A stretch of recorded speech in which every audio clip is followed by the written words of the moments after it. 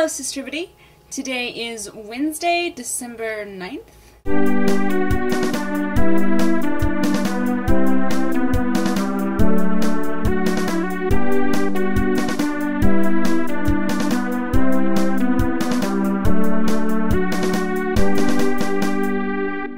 I apologize for once again not posting my video yesterday. I went on my date, which was very fun and enjoyable. I'm moving this weekend. As you can see, I have not gotten a lot of packing done. There's some empty boxes.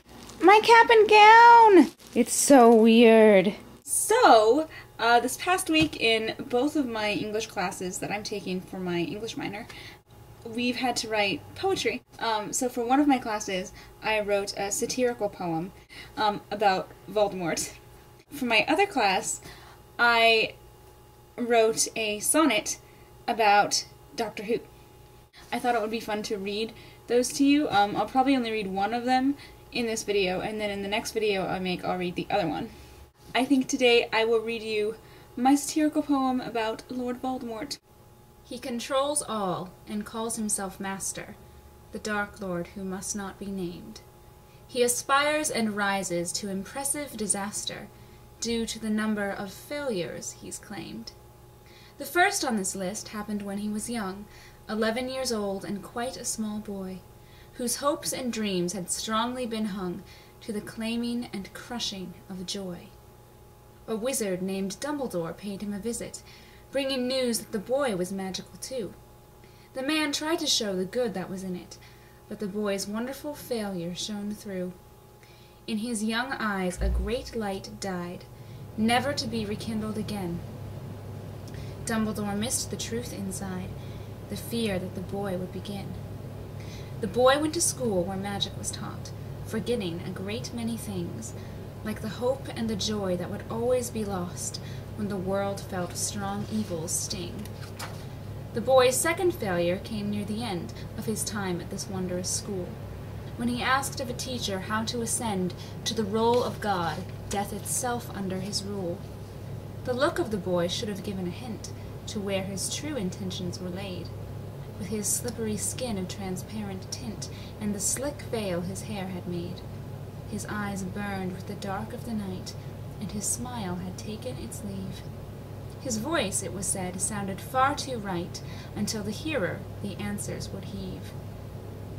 The soul could be split by killing another, and that piece of a soul could be hidden. Inside an object the piece would stay smothered, but this magic was extremely forbidden. And what did the Dark Lord choose as his objects to conceal his life and his soul?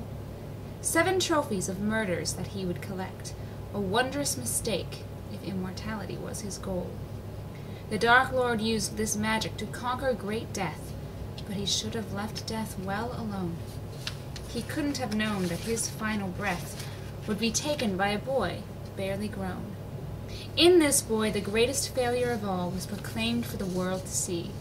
Twice the Dark Lord killed him, twice made him fall, and the boy survived, alive as could be.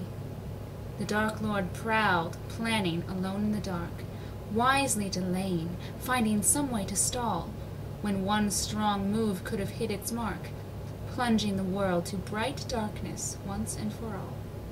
But this delay gave the boy with the scar time that was needed to plan.